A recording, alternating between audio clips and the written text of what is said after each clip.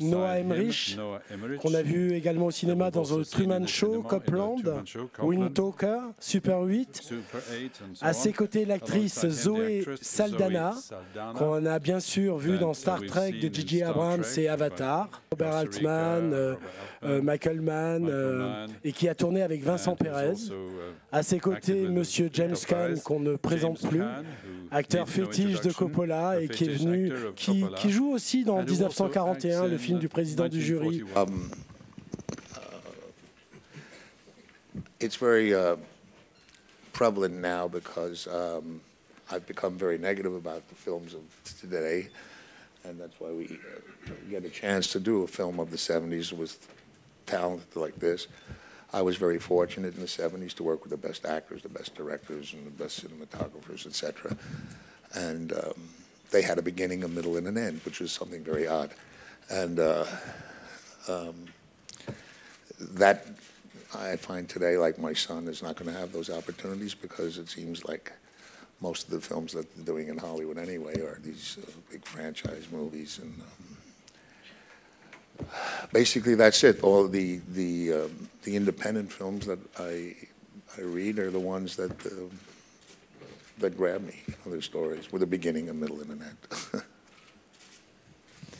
end. James Gray to the movie, and the second one for this genius here, James Caan. You are incredible in the film, like the others, but you.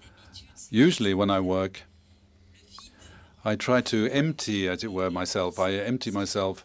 I create a kind of vacuum, and I see what can come into this vacuum to create a character. And one of the first things that came for Monica was Italy.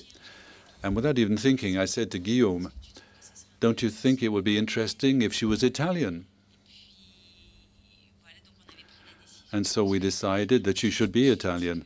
And so I said to myself, it wouldn't be bad if she actually spoke Italian. And so that's what we launched into. And then a few days later, I realized that I'd already tried to speak Italian in another film and to take on an Italian accent. It hadn't been planned on for the film, but I thought it would produce something. But it was a real catastrophe, a real disaster, because I was unable to speak Italian, incapable. And so on this film, this other film, I gave up the idea. And I asked the director for the character to be French, because I had another film on which I had to work with a different accent, and I was completely drained. And so I had to do it here, because it was really useful to have an Italian person for this character. And it took me as long, or perhaps even longer, to learn 4 sentences in Italian than 20 pages in Polish. So I don't know why Italian. I just can't manage Italian. You're an incredible actor, and you have a lot of movies behind your back. No, I mean, I think it's, I think the thing is to be careful of, for me personally, is to be careful of doing films too close together. I think it's always good to have a sort of a period of downtime before you start a movie, because I've learned over the years that even just sitting with a script and not particularly working on it, but just thinking about it over a period of time, a lot of decisions can be made in a very sort of roundabout way.